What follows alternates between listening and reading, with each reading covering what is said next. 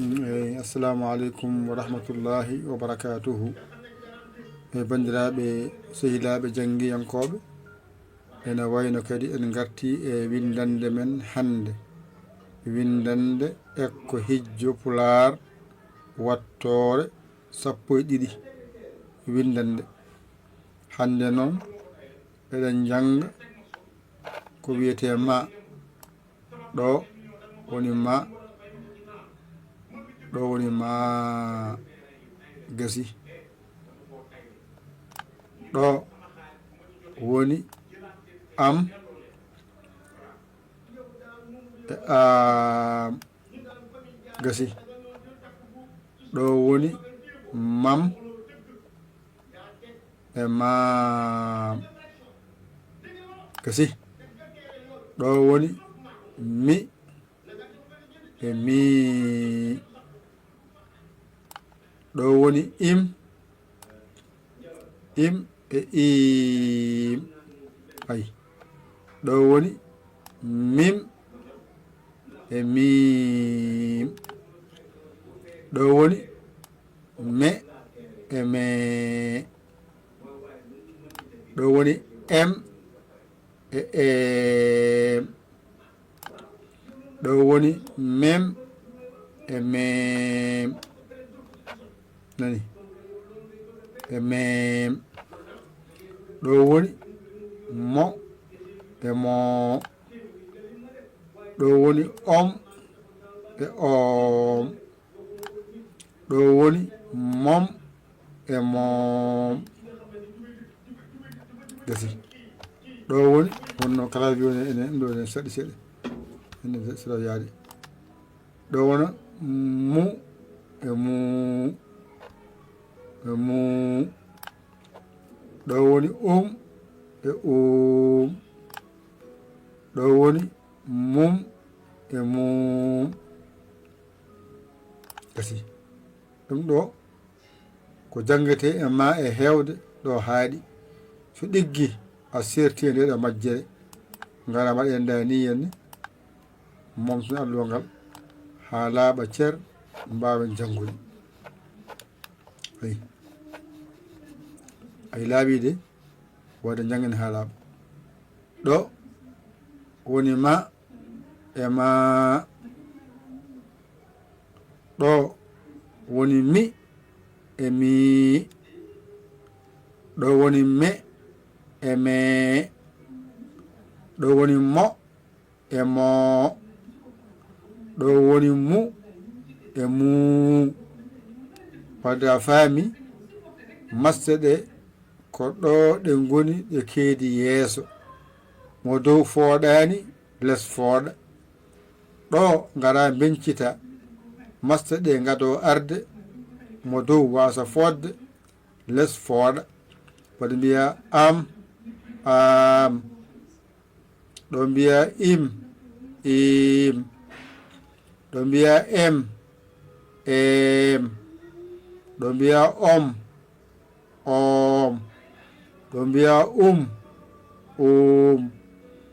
hayde ɗo timmi ɗo kadi ngara lomba masgal ngal nder mo dow o wasa fodde less o fooɗa mbiya mam ɗo mbiya mim ɗo mbiya mem ɗo mbiya mom ɗo mbiya mum timmi hay ɗum ɗo de so ɗiggi tan andu a sirti e majjere jangetede e ma ko jangete e ma e hewde yaltani ɗo ɗum noon mbaɗani ma fooɗani mi fooɗani me fooɗani mo fooɗani mu fooɗani ngara pooɗen mbiyen ma en pooɗi mbiyen mi en pooɗi mbiyen me en pooɗi mbiyen mo en pooɗi mbiyen ɗo mu en pooɗi ɗo joni masɗe ɗe keedi ko yeeso ɗo noon masɗe ɗe gadi arde alkol ngal rewi hen no mbiyata am fooɗani ɗo ko i mbiya im fooɗani hay ɗo ko e woni ɗo mbiya em fooɗani hay ɗo ko o woni ɗo mbiya om fooɗani hay ɗo ko u woni ɗo mbiya fooɗani joni no foƴirte dani henne mbiya am hay ko a woni ɗon mbiya im hay ko i woni ɗo ɗo ko em hay ko e woni ɗon ɗo ko om hay ko o woni ɗo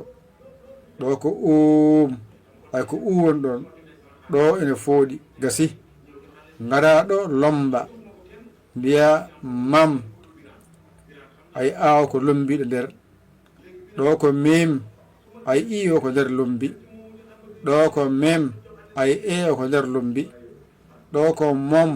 ay o ko nder lombi ay ɗo ko mum u o nder lombi ɗo fooɗani ɗo noon ngara pooɗa ay a o ko nder lombi mbiya mam ɗo ko i lombi nder mbiya mim ɗo ko e lombi mbiya mem ɗo ko o lombi mbiya mom ɗo ko u lombi mbiya mum timmi ɗum ɗo sa wawi ɗum han hankadi ko jangete to bange ma a gayni ƴetta kuɗol ma e karne ma mbañitoɗa janga ɗigga a hoolaki hoorema ƴeewa bawɗo ngal ɗakkoɗa sara makko o holluma walluma ha jiiya lawol aɗa yaman walluma a saggi hen ngara saggere saggere ma kala ko sagguɗa ko saggeteɗa mbatta ko numéro ko 00 221 77 906 14 81 mbaɗa yaya mbaɗa li jawa sabo walla an goɗɗo cagguɗo jiɗɗo jeeyede jangde janggore ɗo rewata ha jettoɗa min rewɗon ma yetto min ngara kaala indema yettodema jamira kalanɗa sarɗiji ɗi aɗi belma min nannuma joɓa a wawa gaccuma ndeeƴa a jeeyi gandal ma a jeeyi jawdi ma nanga ha tiiɗa mofta ha moƴƴa nani yo Allah wallu yo Allah newnu kadi yo Allah reen Allah gondiɗo mbaɗon hen balle mon e jingare moɗon mbaɗon hen balle moɗon e jingare moɗon oɗon janga o naftoro nafe gandal ngal nafe hen naftoroɗon hen o naftorima hen de wadde balle hen naftoroɗe hen yo Allah wallu ya reen ko musidɗo mon guiɗo mon saabu Allah yaya li kolo Sénégal alhamdulillahi rabbil alamina on jarama wassalam